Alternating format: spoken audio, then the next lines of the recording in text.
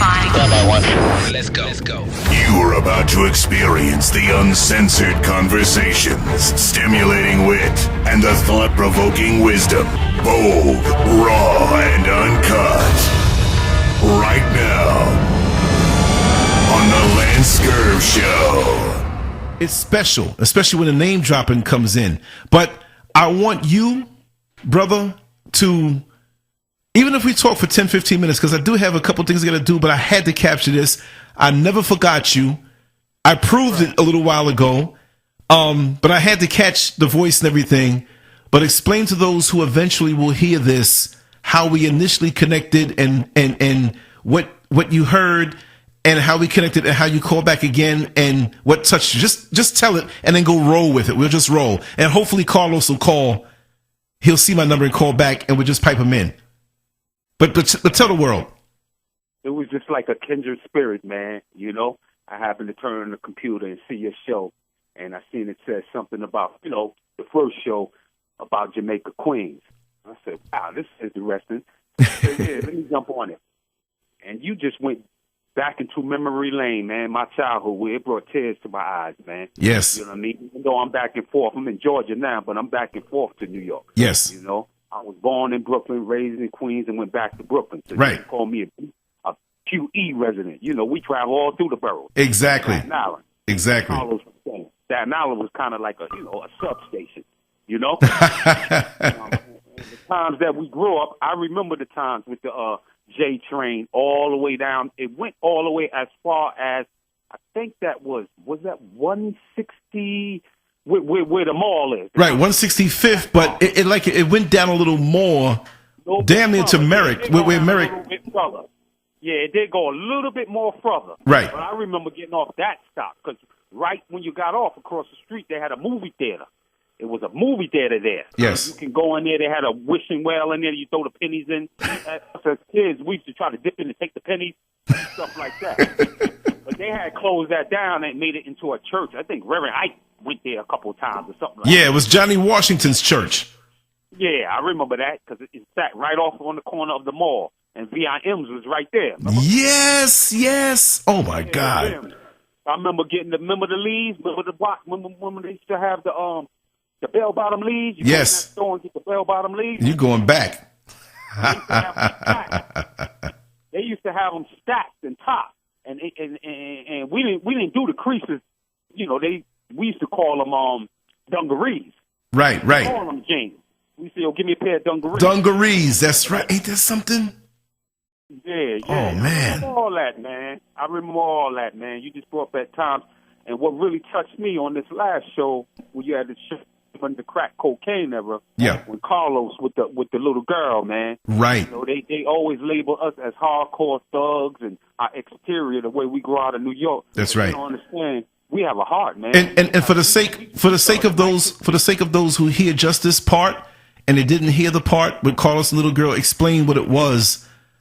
So it'll bring them up to date, so they don't think it's something crazy or something, but it's something real. Explain to them. Okay, I'm explaining it. When he said that, I think he was dealing with a girl and a young lady. I want to call her girl, and he had her two daughters. He was taking them out to get something to eat. I think he was taking them to McDonald's, Mm-hmm. and I think he bought them burgers or fries or something like that. And right. One of the little girls said, "Thank you, Daddy," and he it touched him. Yes, because he's not their father. He's just. He said that they called him uncle. Right. That she didn't know her father. She felt that comfortable, this man, to say daddy. Yes. So, the inner part of Carlos, man. Yes. Them hard New Yorkers. You got a little static, man. You're kind of fading out right now. I don't know if you moved around a little bit. We got to protect our heart. Yes. And, man, believe it or not, the thug is a thug cats cry. And one don't cry, man. Come on, you can get that out of my face, man. Right. I grew up, man, from Brooklyn. I know about the 40 projects. Like I family members. I said the word to you. Yes. I'm saying, I don't mind right now. But right. You know what it is. Right. And when I speak to Carlos, he'll know what it is. Exactly. I came up in that time, the 40 projects and Lincoln Park and Sandwick Expressway. Parkway and Glass Park. You remember Glass Park where these little park jams? Yes. Glass Park right off. And you know what? Believe it or not, here comes Carlos. Okay. Here we go. Okay. Carlos. Yo. I want to tell you, we're recording right now, and you're being recorded, but there's a brother here for the longest from way back that connected with me who heard you on the show before, and he wanted to talk with you because he's from around the way. And so we're talking some around the way talk, and he listened to the show last night or this morning when you were speaking about the little girl, and it touched him. So I'm going to run to the bathroom real quick, but I'm not going to say your name, brother. I don't know if it's okay, but I'm just going to say, Carlos, here's our brother from around the way. I want you to chop it up for a few moments. I don't know if you're able to, but talk to him, brother. Hey, yo, Carlos, man. I can say Hey, my what's name. going on? My name is Raheem, man. And I want to say, man, I'm from Jamaica, Queens. I'm born in Brooklyn, raised in Queens, and went back to Brooklyn. That story at the end, man, with that little girl, man, it touched me, man. Because I can understand that, man. I know how they think, you know, they judge us by our exterior as New Yorkers, but they don't know the toughest of thugs. We got the softest hearts, man. It's just that we have to protect our hearts. You know what I mean? You ain't grew up lying. in the element, man. You couldn't show no, you know, you couldn't show no love unless, you know, until your closest one, you could show the love. You know how we grew up, man. And I just wanted to let you know, man, you're a real man, man, and you like a kindred brother to me because I understand, bro. And I know how that hits you, man, because I got children of my own. They grown now, but, you know, I dealt with young ladies that had kids. And I understand, man, when their father ain't around and they feel that comfortable with you, even with the harsh exterior, but they feel that comfortable with you because you got a nice heart. That shows how much of the character of a man you are, man. And I'm just going to say peace, brother, and more blessings to you, man. You my brother for life now. Thank you, man. I feel the same way. Let me tell you, the reason why it bothered me is because a few years ago, I had made a run from Florida to New York on a truck. And I was up there, so I visited. I never saw this kid before. I always spoke to her on the phone. And her mother always say, "Oh, that's your uncle, that's your uncle." I used to talk to the girl's mother, right? So she had kids after her mother passed away. But, hey, what's up, Josh? But she told me, the daughter told me that, oh, I had always liked you anyway. Long story. He could tell you about it behind the scenes. Right. When I met the little kid for the first time, the little kid was like, when she seen me, because she spoke to me multiple times over the phone, she said, she looked at me, she said, "That's my daddy?" Yeah, that shit bothered me. You know, that shit really bothered me. And I told her, I said, "Nah." She said, "That's not your daddy. That's your uncle." But see, at the end of the day, let me tell you why it's funny. It's funny because at the end of the day, I asked her, I said, "Yo, does your daughter know who her father is?" And she told me, "No, it's complicated."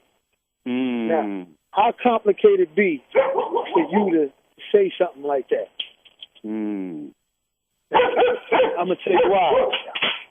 That's because she don't really shut the fuck up. But listen, Bark now, right? Now you want to bark, right? You trying to front like somebody took that stuff just that quick. I don't believe that. who would take the shit out the This is what yard, I'm yo? saying. I don't believe that. I don't know. That's why I'm not married. Hey, Yeah, but listen, when it's all said and done, Yeah. she thought it's kind of complicated. All right, no problem. But her own people said she don't know she don't know. Wow. If you know, it's just like with the first one. If you know, take them to court. Yeah. You know that they put that fucking stick on the window saying don't tow or summons that vehicle for 48 fucking hours? Why? Because they Indians? Yo, let me tell you something. I'm switching the subject real quick. This is some real New York conversation. I just have to say that. Yeah. Background. I know what it is. I just came back. I know what it is. Same here. Go ahead, Colin. Yeah. Let me tell you, they had. You remember those parades with an Indian? Let me get one, sweetie. Open it and let me get a candy. Listen, you remember when them Indians had the parades where they be hitting each other with the powder? Yep, got the makeup on and the powder all over the place. Now, to me, they having it more than once a year because they did it today. Let me tell you, you know the rules up here. You can't have a block party or parade on a main thoroughfare where a bus runs at. Right. Exactly. Right? That's right. And they towed a vehicle from Liberty Avenue. All right, go on. That's the rest is yours. They towed a vehicle from Liberty Avenue. They dragged it from Liberty down the Van Wyck Service Road backwards against the traffic and parked it and blocked Mia's driveway. Oh, for real? Just because of the parade. Wow. But now, her father can't get his van out the yard. And she called, and now somebody put a sticker on there talking about do not tow the vehicle for 2 days. Oh my, what? So how's this man supposed to get out? Wow. Well, I wish I was up there. We get a bunch of guys who just shoved that bad boy out the way. We could have picked it up and threw it right over the side of the highway. Oh, no. Block up the service road. They'll come for it then. The cops see that no traffic can go through. Push it out and block up the service road and see how fast they get there then. That don't make no sense. It don't. Because I remember when I first left New York, and each year I come back over there on Liberty and Lethbridge and all that, them Indians is locking it down. For real. Indians and all that. I said, God damn, because I remember when they first started coming there. Looking at you like you the stranger. Yeah, I'm like, yo, I remember, man, when I used to come up here on Liberty Ave when they had the little movie theater there. Remember that? Yep. Oh, dang, you going, wow.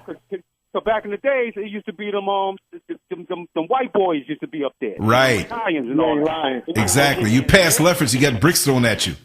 Yeah, because we was kind of scared to go up there at one point. Right. Our way up there to the movie theater to see the Kung Fu flick. Right. Like, yo, we going to see this Kung Fu flick. We got to see a couple of these white boys up. Exactly. We going to see a couple of these Kung Fu flicks. So we used to ease our way up there. We had a couple of fights with a couple of them boys. You know what I mean? Because we was coming out of that movie theater and they used to be waiting for us. And they had Bill's Bicycle Shop. We made our way to Cross Bay Boulevard movie theater. Y'all remember that theater? Of course. Yeah, we worked our way up now there. It's the Models. It's a Models. We was like, yo, we gonna get up there too. We going to see the movie. I remember, man, I wanted to see I think Rocky came out or something like that. Yeah, 76. Man, we gotta go way up to either Cross Bay. We can walk it. I was living on Rockaway that time, and I was living on 126th Street at that time. Wow. I said, we can go ahead and we gonna pay money to get on the bus to go to Jamaica Ave, and we ain't gonna have no money for no pizza. Right. I was like, yo, F it. We just gonna walk, yo. We gonna have to fight some of these. It was like, you know what it reminded me of? It reminded me of like, remember the Warriors? I knew you was gonna say that. I knew you was gonna say that. Word up. I was like, yo, we gotta get to that pizza shop near Aqueduct. They had that, I think it was the Aqua Motor Inn Hotel over there. Yep. Yeah. They had a little game room over there with the white boys used to play the game. Remember that game room? You talking about by Sophia's Pizza? I was just there at Home Depot like 10 minutes ago. And remember Aqueduct racetrack? Of course. We used to have the mall. We used to have they the had the flea market. The flea market. Now they don't have it because they got what you call it? They got a casino in there. Yeah. Because I just left there. I saw the casino, but I was trying to tell you the story. I said once we make it past there, we get up there. We kind of good. We can run to the movie theater. You know what I mean? Right. So we made it past Accra. We run to the movie theater. You know, a couple white boys. We know that they was lurking around. And we in. But as soon as we came out, you already know what was going on, right? They waited for us to slide. So luckily, I knew one of them because I went to John Adams. And I said, yo, John, what up? I started talking to him. He was like, that's one of them cats in the class, you know, but they was ready to gear it up on us. But anyway, we still started walking, and wouldn't you know, a big rock hit one of my boys' heads. Wow. And I said, oh, man, either we're going to have to sit around and fight these cats, and it's a bunch of them, or we're going to have to jet out. Long story short, we made the Rockaway Boulevard sweating, scuffed up, busted head because some of us falling because we were running. Because we didn't have enough of us to fight them. But we made it to see that Rocky movie and made it home safe. And we said, yo, we ain't going to never do that shit again, yo. It was just some funny times, man, some stories that I'm just running past y'all, man. No, we love it. We appreciate it, man, because that's what it's all about. Like I said, you know, and I remember where I was when you reached out to me, Raheem. It was I was doing the 37 bus route, and I was by the Florida Mall, and I think I had to cut it short because I had to get back on the bus. It was time to leave, and I kept the number. But what happened was, one of the phones I had messed up, and I lost the number. But I said, you know, that brother's gonna call me back one day. We're gonna reconnect. So this is divine right now. Carlos' story, man. That story, that little girl, man. I shed a tear, man, for real. Because I said, yo, that tough exterior, you know, like I was telling my wife, you know, she said, when I met you, you were so raw and you calmed down a lot, you know. Cause you know how New York, how we are, man. You know, don't brush up too much on us. You know, my wife's pregnant. They don't want to give my wife a seat. She pregnant, standing up. You know, our cats playing like they sleep. I used to bogart and push cats out their seat. Yo, let my wife sit down, man. Right. Like, yo, no worry, I'll stand up. I said, nah, they're supposed to get up. Supposed to get up. Move, you know.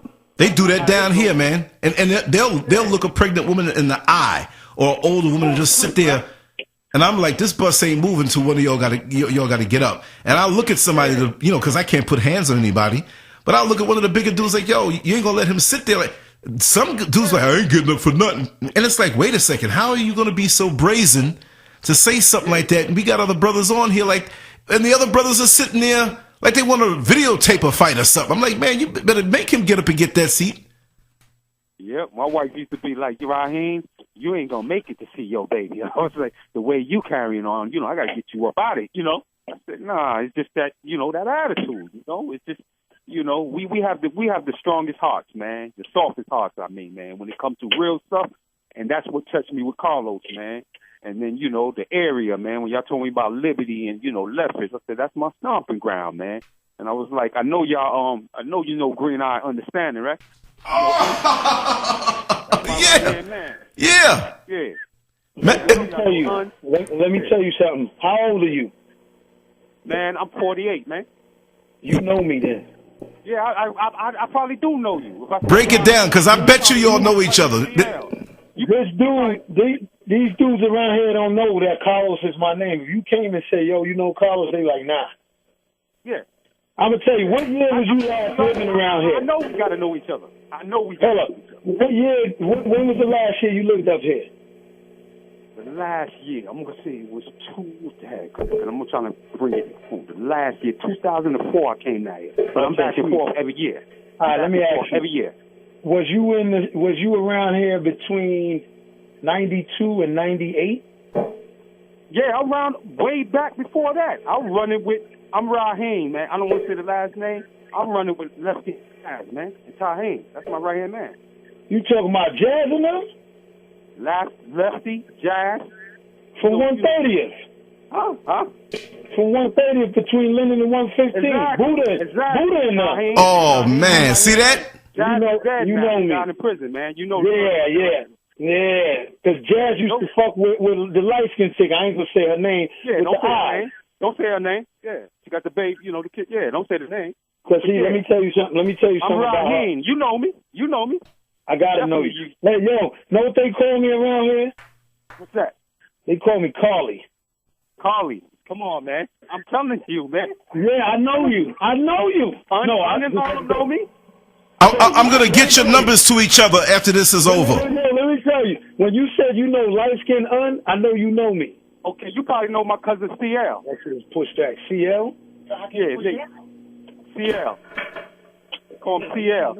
He be hustling up on Jamaica Ave selling CDs and stuff now, but he was hustling and stuff like, you know him. You see him? And you know another way us brothers identify who we are when we don't know how to make the connection is by the cars we drive. That's another indication.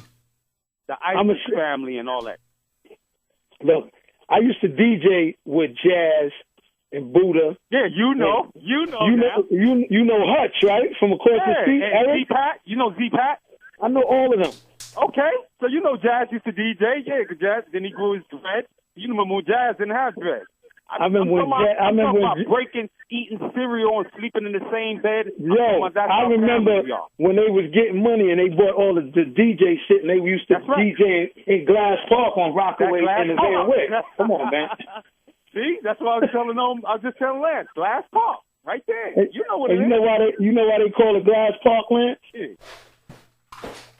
I moved away from the mic for a second. I'm listening, but I moved away because I'm enjoying this. But go ahead, tell everybody. And they had a lot of glass in there. Busted bottles. That's why they call it Glass Park. They had glass in it.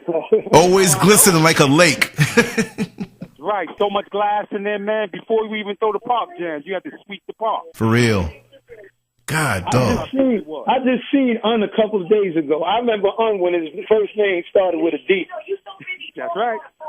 That's right. Wow. Hold on 1 second, y'all. Yeah. Oh, what happened? I'm sorry.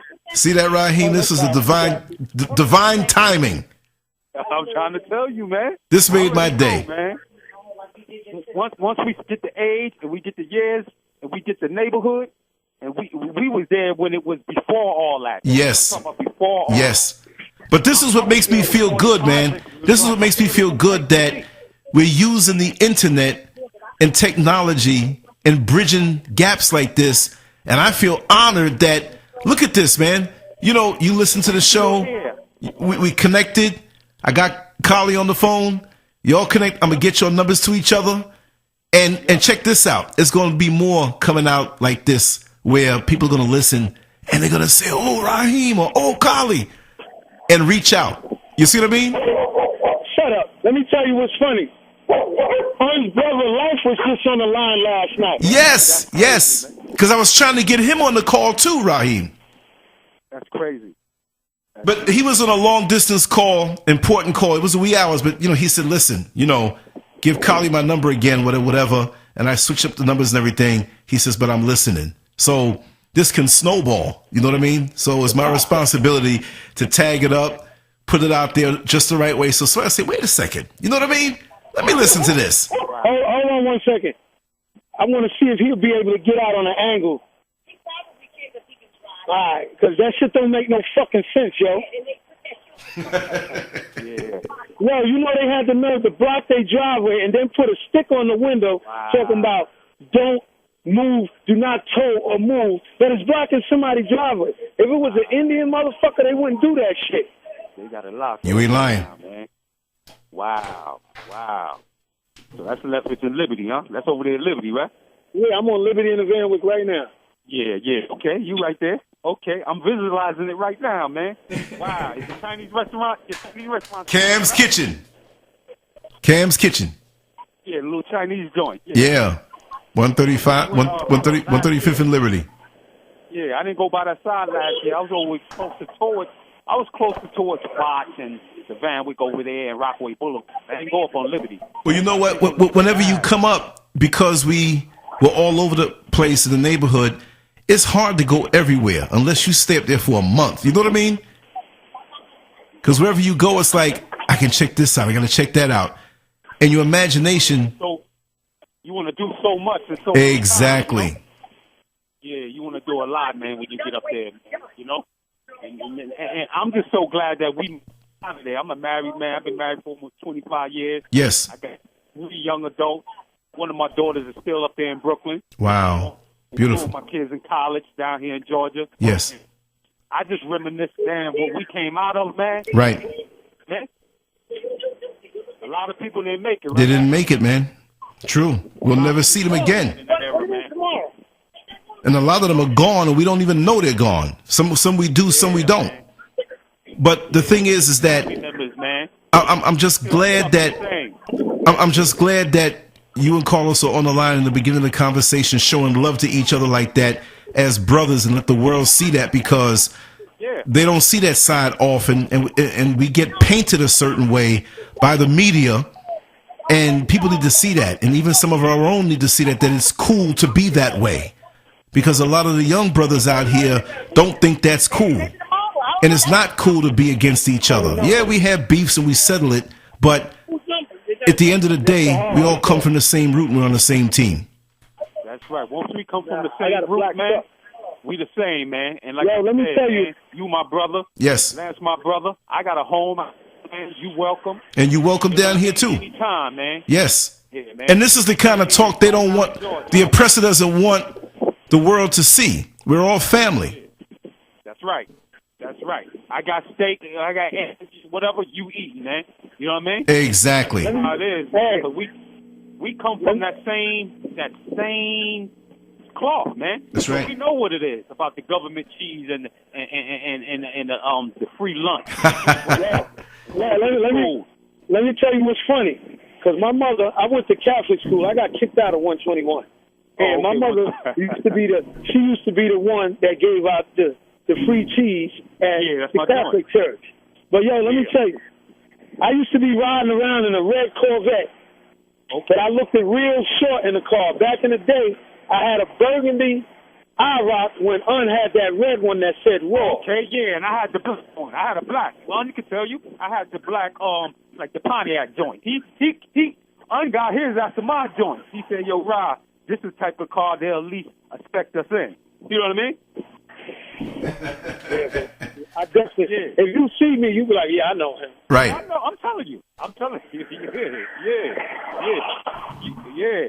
You remember when Jazz had that Alfa Romero? He got that when he first came home. Because when he seen me, he came home. I had the car and I had a lot of jewelry. I got hit by a car on 111 back in the day, hanging out with fucking Parrish. God bless the dead. I remember Parrish. Yeah, so when he seen the car, hold on one second, y'all. He right. Un did have that, that little short, I think it's a Thunderbird or Firebird, one of those joints. Yeah, the short joint. This is history, man. He right. He right. This is our own private history. That's right. You know, when you think back and you wonder and I mean, y'all are talking face to face. I mean, this way for the first time. You've probably talked face to face a lot before, but didn't know it. But all these decades after, and to be able to bring up the memories, and when you wonder, it makes you feel good. You know what I mean? Makes you feel real good, man. Because we know what we came out of, man.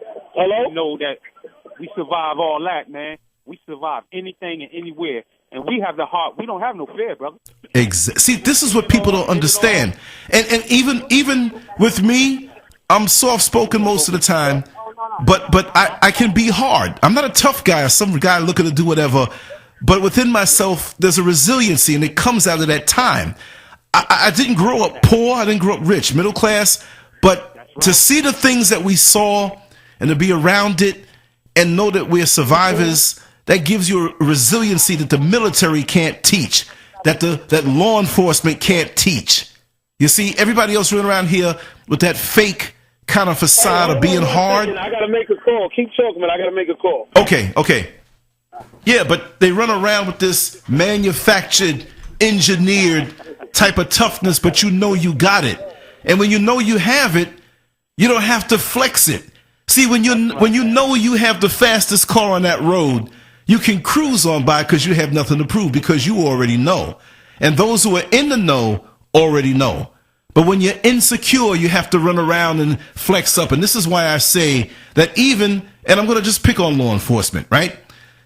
They look at us in envy because they can take all the creatine and shots of steroids and cycles and go to the gym and everything else and outweigh us by 150 pounds if they wanted to. But there's something about us. There's a strength about us that they can never have. And that's what they envy. And that's what they fear, because they can look at you and see you walk with no fear, right? But they have to try to brace up and try to prove that I'm not scared. But they're the ones who are really scared because they have not survived seeing the things that we've seen and surviving and experiencing those things near and far. You know what I mean? And just sitting there quiet, you look mighty to them. You see what I mean? That's right. That's right. Shoot, you got them people, they lose one slice of bread, they crying. Exactly. They saying, yo, I ain't got a slice of bread, they crying. Man, let me tell you something. You know what I mean? And Carlos can tell you. Man. There was a time. We were happier more back then than with all this house and all exactly. Yo, those were the golden times. We We had more love. Right. I had a pair of pants. I need to borrow flour from your house. Your mother would send out flour with pants and extra hand-me-down clothes. You know what I mean? Exactly. And then I look now, and of course, within our families, we have the love, but I can't walk out to the corner store and run into people. You know what I mean? And there's that love there. I don't feel like I feel at home when I pass through the door. But up there in that time, it was beautiful because the whole neighborhood was my home. You know what I mean? That's right. The whole block. Then you work your way up to the next block. Then you got older, you work your way around the corner. Exactly. You work your way up to the boulevard. Then you work your way to Jamaica Ave. Right. And you're seeing people you know all the way through. Yep. And that's why you can take a walk to the store and say, I'll be back in 5 minutes. You don't come back for 3 hours because you might end up talking up there and running into somebody you haven't seen in a while. And you feel at home. And there's that glow on the inside. So even though we spoke on how rough certain things can be, there was a love that folks would never understand and a camaraderie that we had. Beautiful. And I can't say it in past tense. We have it, but we're not connected to many of the people who are still around. So this is why mediums like this are great. That's the first, as soon as you called me, and you said, hey, Lance, you might not remember me, but I proved to you, right, that I remembered the call. Way, man. And that showed me a lot right there, man, because that's our mind. We come from that era, man. Yes. We don't forget, man. Exactly. We don't forget, man. Exactly. Because you reaching out touched me. Because you were speaking about how Carlos touched you, and it touched me. And I'm like, man, I said to myself, we all are going to connect on a certain level. And here we are today. And I never forgot because I hated to end the phone call, but my layover time was over. So I said, listen, brother, I got to go. I hate to go, but this is not the end. When it was time, it was good. Right. So and so here I am sitting in the studio. I just finished doing a recording with Dr. Ramona Brockett, and I was editing some stuff and whatever. I just talked to my wife. She's at work right now, and the phone rang again. I said, who is this from Georgia? So I said, okay, I picked it up. Boom. There you go. I said, man, you know what? I got to call Carlos. I said, he didn't pick up, but he'll call back. Boom, there he is. So I'm going to make sure that you have his number and he has your number. And I feel like I did something good. This is what makes me love what I do. Think about it. Think about this. If you didn't have this outlet, we would have never crossed this path. Think about this. I don't know the future. Right. But I can say at this time, I don't think it would have happened like this. Wow. Because you know how many people, family members, we are so scattered. And we Yes. Yes. So from the block or people from the neighborhood. Exactly. So they got this new Facebook thing, but I ain't too much on the Facebook. Right. Exactly. Keep my business. You know what I mean? Exactly. I ain't with this new letting everybody know what you eating, what you dressing. Right. And see, me, myself, the only reason why I do it is because I'm the sacrificial lamb, because people connect through me, but I'm backing up off of that Fed book too. Facebook. I know what time it is with that. And eyes are on me also because of this. People tell all their business like this? No, but I don't know. I don't tell. Now, see, and some people think they know a lot about me that way or where I am, but I'm very deceptive. I'm very slippery. You ain't got to say much. Yeah. Exactly. I know. I got some tricks now. I know. I got some tricks. Yeah, I know. We cut from that same cloth. Exactly. Even folks think they know where you live. I've been to his house. You've been to that house. You know what I mean? Yeah, I know. Trust me, I know. Only the real can really break bread. Right. Exactly. Like I said, my home, man, and I know I don't know if you hear it like that all the time, but you hearing it from your real home root. Right. Brother. That makes me feel good. Your home.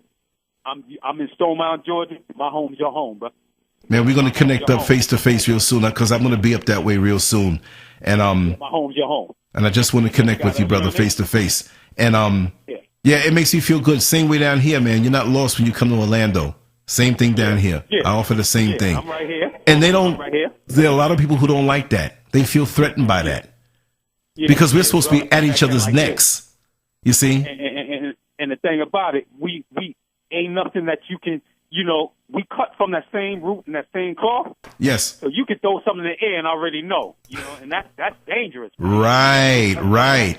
You see, down here, there's a lot of migration from New York down to Orlando, as it is all over the South, especially New York to Atlanta, New York to Texas, Houston, Dallas, whatever. But with the law enforcement down here, they have many of the Negroes, and I'll say it that way, code word, they have them in check because many people down here have that slave mentality and they're afraid of the overseer, right? So now we have law enforcement flexing up on the people who've already been here, but they're only doing it because they're intimidated by the people who have deep connections. See, they didn't monitor us from way back in the day because they didn't know us. So the connections that we have of trust, like say, you know, us here speaking and how we go back, they can't break that. That's like the feds trying to break the bond of the guys in the mafia who grew up together in Italy. You can't break that. That's right. You can't break that.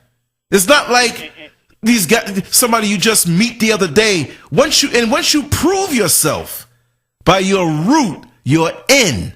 You see what I mean? Because you come from the old country. See, it's still in the United States, but it's an era and a time and a culture that makes me feel by you just saying that I'm at home, and it makes me know that I'm at home. And that's how we do. And that's why we're so vast. And that's why they want to have us distracted and at each other's necks. But no, collective resources to not say, well, you're not part of my family. Yes, you are part of my family. And that's why I say I love to do these types of videos and conversations, because I want others to hear it. See, man, I know, and we know everybody's not sincere, but your spirit will tell you who's who. And see, you know what I do, right? And you know Carlos' spirit. You done heard him lots of times already. And it resonated with you, right? So this is something strong that no one can break. And I wish a lot of the young fellas out here understood that.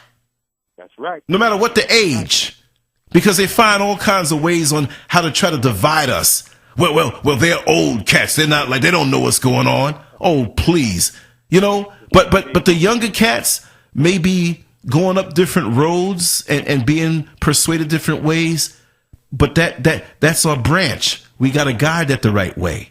And so let them hear us talk and know that there's nothing but love in our hearts for them. But we have been through a little more, so we can help guide them. We're not trying to tell them what to do, like boss them. They're going to go out there in the world and experience some things on their own as they're going to want to do.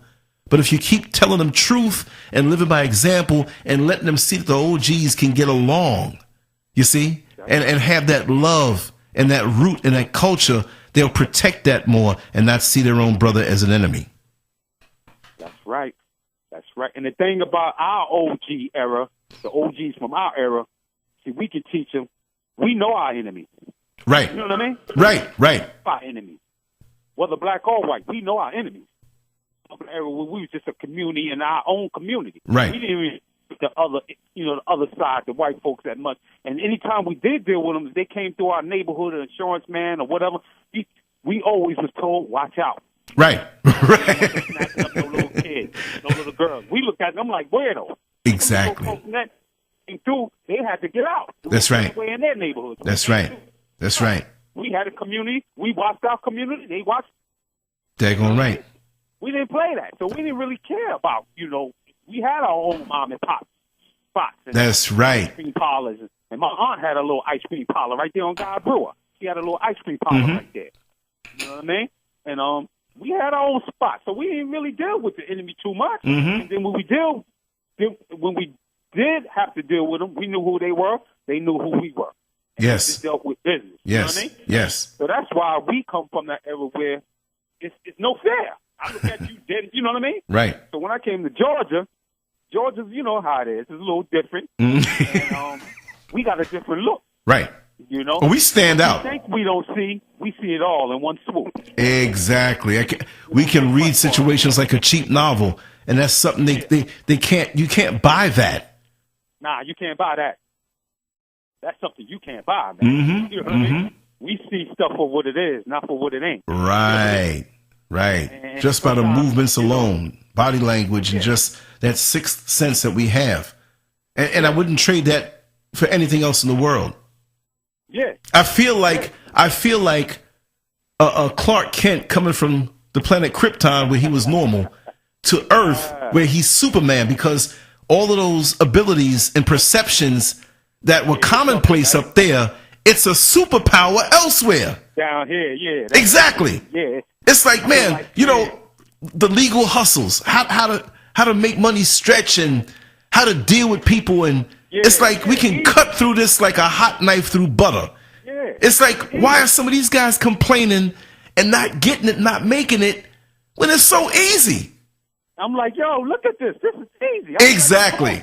You know, we jump up. We jump up and like, man, once you touch that ground, you Right, come out the door. right.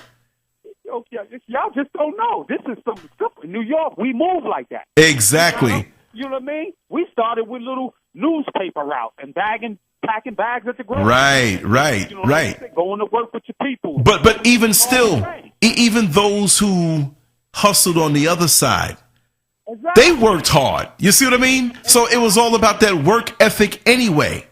You know? Even look, I drove the dollar van, man. Up and down the Q9 route, the Q6 route, the Q40 route. I did a little bit of that myself. Exactly. I got a little van and ran a route. Exactly. From early in the morning till late at night. Came home with a lot of money. Huh? I ran the Q-line route for a little bit. Right. You know what I mean? Right. And I told you before that I had the van with Sir Lance written across the back.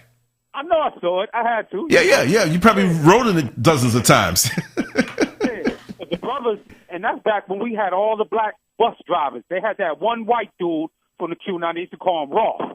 Right. You remember him, right? Yeah. I never knew his name, but I remember him. Q9. I'm talking about the real bus. Right, the real bus. Q9. Remember, all the brothers used to drive the real Q9 bus, and they had this only one white guy driving the route. His name was Ross. White guy. He used to buy drugs and stuff from you know. Yeah. Wow. And they had that one Jerry Curl cat. He was like a player bus driver. That black guy. I remember him, and he used to drive. He was a good driver, but he would drive a little crazy, like he was trying to impress the chicks.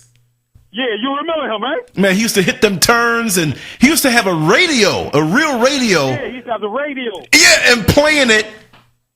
I remember that. He used to have a radio. Remember, he used to have the little black cut-off gloves. Remember? Yeah. And shade sometime, and he's just driving.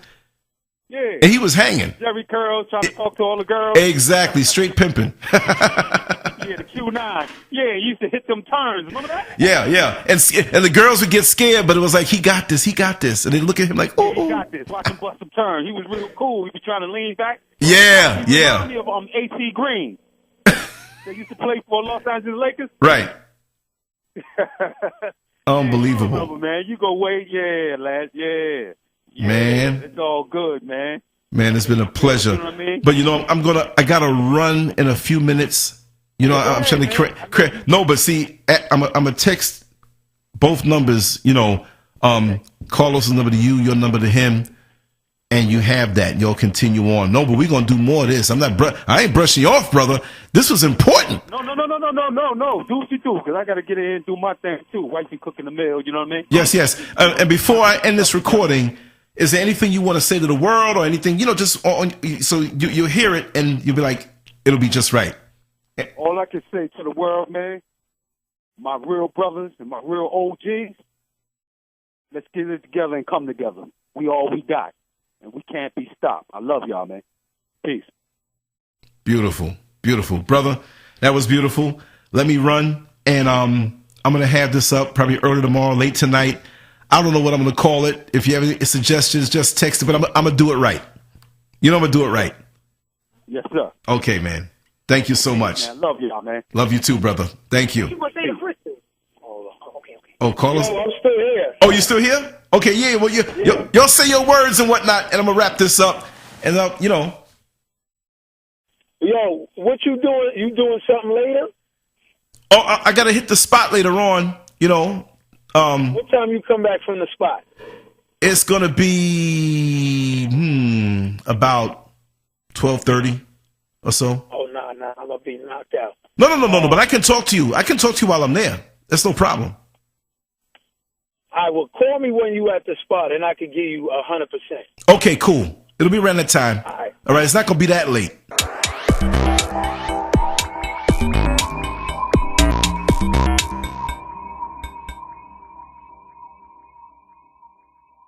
Make sure to check out the boldest blog at LanceScurv.com and follow Scurv on Twitter, Facebook, and YouTube under LanceScurv.